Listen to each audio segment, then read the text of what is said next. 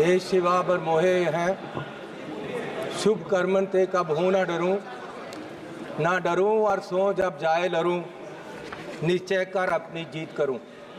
माननीय चेयरमैन, मुझे लगता है कि जो ये सरकार वाले हैं 10 साल राज करके एग्जॉस्ट हो गए और अब इनके पास कोई आइडिया नहीं बचा है और कोई सिंसियरिटी भी नहीं है। कितनी महत्वपूर्ण चर्चा देश के बजट पे हो रही है और जब से चर्चा शुरू हुई है मैं देख रहा हूँ ना प्रधानमंत्री जी, ना होम मिनिस्टर, ना फाइनेंस मिनिस्टर, आप उस तरफ देखो, वो खाली कुर्सियों को देखो, ये खाली कुर्सियों को देखो, मंत्री जी बैठे हुए हैं आसपास में, ये खाली कुर्सियों को देखो, मंत्री बैठे हुए हैं, ये उनका इंतजार कर रही है कि कहाँ है हमारा फाइनेंस मिनिस्टर। ये सिंसियरिटी है इनकी मैडम, माननीय मंत्री जी बैठे हुए हैं, आप लोग थोड़ा सा शांति बना के रखिए। माननीय सदस्य बोल रहे हैं, 10% आदमी नहीं है वहाँ में। कहाँ है इनके मेंबर, कहाँ है प्राइम मिनिस्टर, कहाँ है होम मिनिस्टर, माननीय कहाँ है बजट पर हमारे चर्चा करिए। वित्त मंत्री जिन्होंने बजट पेश किया और उनको हमने बताना है कि बजट में क्या नहीं दिया आपने और क्या दिया। ये सिंसियरिटी है। देश पूछ रहा है, हमारे सब लोग पूछ रहे हैं कि आपकी सरकार की सिंसियरिटी क्या है। स्पीकर साहब, माननीय चेयरमैन जी, मैं जब जीत कर आया सबसे पहले मैंने माननीय श्री अंबेडकर साहब की मूर्ति पे नमन करना चाहा। मैं वहाँ गया तो वहाँ मूर्ति नहीं है, वहाँ से उठाकर पीछे कर दी गई कहीं। लेकिन ये लोग समझ लें कि ये मूर्ति पीछे कर सकते हैं अंबेडकर साहब की, उनकी सोच पीछे नहीं कर सकते, ये उनकी सोच को मार नहीं सकते और उनको इस संविधान जो उन्होंने दिया है उसको बदल नहीं सकते। लोगों ने बता दिया इनको कि आप संविधान नहीं बदल सकते, पूरी मेजॉरिटी नहीं दी इसीलिए इनको। और इसलिए मैं ऐसा चाहूं राज में जहां मिले सभी को अन्न, छोट बड़ो सब सम बसे, रविदास रहे प्रसन्न। माननीय चेयरमैन जी, 22 तारीख को बजट पेश हुआ। मुझे बड़ी खुशी थी कि बजट में जा रहे हैं, पहली बार आया हूं सदन में। जलंधर के लोगों का धन्यवाद है जिन्होंने मुझे यहां खड़ा किया ले आकर, उन वोटरों का धन्यवाद है। मैं नए कपड़े डालकर आया कि बहुत कुछ मिलेगा आज देश में देखने को, बताने को। पंजाब में जाकर मैं और सारे एमपी हमारे प्रेस कॉन्फ्रेंस करेंगे कि देखो क्या क्या मिला, नए कपड़े मेले जैसे आया मैं। लेकिन यहाँ आकर खोदा पहाड़ लिकड़ा चूहा भी नहीं, कुछ नहीं मिला हमें। पूरा मतरई माँ वाला सलूक किया गया हमारे साथ, फेयर डिस्ट्रीब्यूशन ऑफ फंड्स नहीं हुआ। ये सरकार हर नागरिक को बराबर नहीं देख रही है। चश्मा राजनीति वाला लगाया हुआ है, राजनीतिक चश्मे से देखा गया है। अपनी सरकार बचाने का फिक्र है, कुर्सी को पकड़े हुए हैं और ये बजट देश बचाने वाला नहीं है, सिर्फ अपनी सरकार बचाने वाला है। पंजाब में जो बाढ़ आई इनको दिखी नहीं। गरीब लोग जो मनरेगा में काम करते हैं, जिनको कांग्रेस की सरकार, मनमोहन सिंह जी सरकार ने गारंटी दी थी 100 दिन की, ये 100 से 101 भी नहीं कर सके, 200 नहीं कर सके। ये उनकी 400 दिहाड़ी, उनका जो वेज है वो बढ़ा नहीं सके। गरीब की कोई सुनवाई नहीं।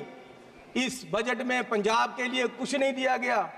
जलंधर इंडस्ट्री पंजाब की डूब रही है, जलंधर में लेदर इंडस्ट्री है, जलंधर में स्पोर्ट्स इंडस्ट्री है, वो डूब रही है। कुछ उसके लिए नहीं किया, हेल्थ के लिए कोई हॉस्पिटल नहीं दिया। स्मार्ट सिटी जलंधर डिक्लेयर किया हुआ है, वहाँ पानी गंदा आ रहा है, सड़कें खराब हैं, रेलवेज अंडरब्रिज की बात नहीं की। नशा, अभी राजा बड़िंग जी ने बोला नशा इतना फैल गया पंजाब में, लेकिन सुनवाई कोई नहीं। आदमपुर एयरपोर्ट का इन्होंने कहा था नाम, माननीय प्रधानमंत्री जी ने कहा था कि उसका नाम गुरु रविदास जी के नाम से रखेंगे, लेकिन आज तक नहीं। मैं वो भी मांग करता हूँ। बहुत शोर सुनते थे पहलू में दिल का, जब चीरा तो एक कतराए खून ना निकला। माननीय चेयरमैन जी, 24-25 के जो बजट में एस्टीमेट दिए गए हैं, उसमें 32 लाख करोड़ रुपए की आमदन दिखाई गई है और 48 लाख करोड़ रुपए का खर्चा दिखाया गया है। 16 लाख करोड़ का घाटा है आमदन और खर्च में। जिस घर का 16 लाख करोड़ का घाटा होगा एक साल में, उसकी बर्बादी तय है और ये बीजेपी वाले तय कर रहे हैं। और मैं 14 लाख करोड़ इस साल कर्जा लेने की बात की गई है, 14 लाख करोड़। अगर ऐसे हर साल कर्जा लेंगे, देश कहां जाएगा? आज देश में फाइनेंशियल इमरजेंसी वाले हालात पैदा हो रहे हैं और बीजेपी ये हालात पैदा करने के लिए जिम्मेवार है। और ये कहते हैं कि जी हर रोज इमरजेंसी की बात करते हैं कि इमरजेंसी, लेकिन जो देश में आज अनडिक्लेयर्ड इमरजेंसी है उसका क्या है? इमरजेंसी ये भी है कि एक मशहूर नौजवान जो एक मशहूर सिंगर था, उसको गोलियों मार के मार दिया गया। आज तक सिद्धू मूसेवाला, उसके परिवार को इंसाफ नहीं मिला, वो दर दर भटक रहे हैं। ये भी इमरजेंसी है। इमरजेंसी ये भी है कि 20 लाख लोगों द्वारा पंजाब में मेंबर पार्लियामेंट चुना गया और वो एनएस से लगाकर अंदर रखा हुआ है। फ्रीडम ऑफ स्पीच, उसकी कंस्टिट्यूएंसी के लोगों की बात यहां नहीं रख पा रहे। ये भी इमरजेंसी है। इमरजेंसी ये भी है कि विपक्ष के व्यक्तियों को केंद्रीय एजेंसियां कार्रवाई करने के लिए छोड़ दी जाती, उनको अंदर रखा जाता है। ये भी इमरजेंसी है। इमरजेंसी ये भी है कि हजारों किसान, उनको खालिस्तानी कहा जाता है जब वो अपनी मांग रखते हैं। अरे पंजाब कोई देश की धरती नहीं है, पंजाब हमारे देश की धरती है। हरियाणा में नेशनल हाईवे को पक्का जाम कर दिया है और किसान यहाँ तक नहीं आ पा रहे, उनको मिला नहीं जा रहा। ये भी इमरजेंसी है। इमरजेंसी ये भी है,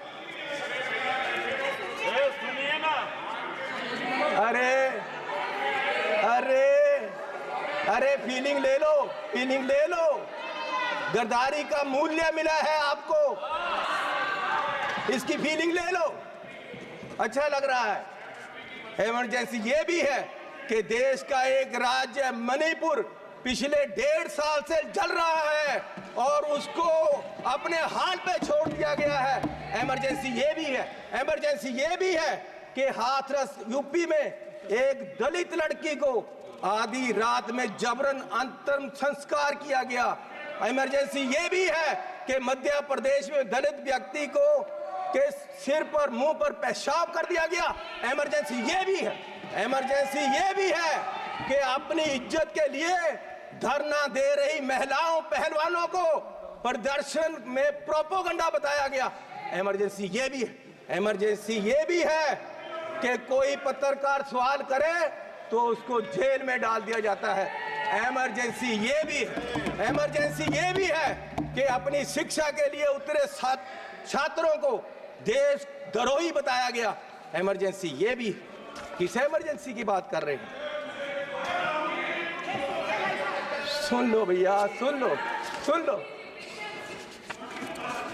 माननीय चेयरमैन जी, मैं पंजाब के एक गरीब परिवार से आता हूँ। मैं जब पैदा हुआ तो मेरी पढ़ाई सारी सरकार ने की। आज तक मैं यहाँ खड़ा हूँ तो ये कांग्रेस सरकार की रिजर्वेशन पॉलिसी और अंबेडकर साहब का दिया हुआ संविधान और जो हमें स्कॉलरशिप मिलता रहा, कांग्रेस पार्टी ने गरीबों को, बच्चों को जो स्कॉलरशिप दिया, उससे पढ़कर मैंने पीएचडी तक की पढ़ाई की है और ये देन कांग्रेस पार्टी की है। और जब बीजेपी सरकार 2014 में आई, सबसे पहले इन्होंने जो सबसे बुरा काम किया वो किया, स्कॉलरशिप में जो केंद्र का 90% हिस्सा था उसको 60-40 की रेशो पे ले आए और दलितों के पेट पे लात मारी सरकार ने।